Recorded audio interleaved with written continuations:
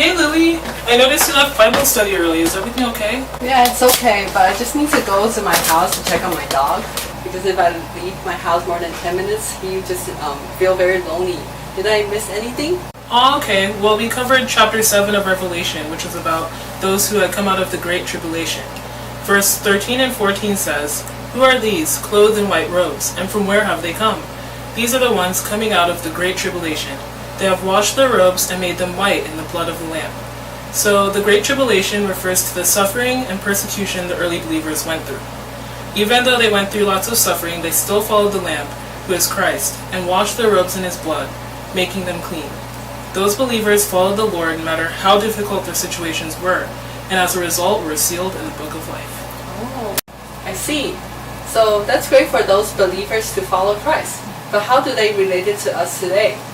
Well, as Christians, we still face tribulations in our everyday life and experience suffering. But this suffering helps us to mature spiritually. When we sin, our robes become dirty. Instead of condemning ourselves, we should use the blood of the Lamb to wash our robes until they become clean and white as snow. But how can we wash our robes with the blood of the Lamb?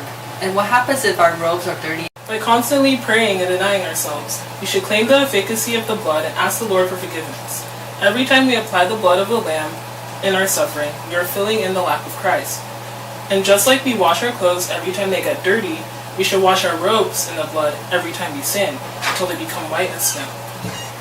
Oh, Lord Jesus, if only I could wash this robe with your blood!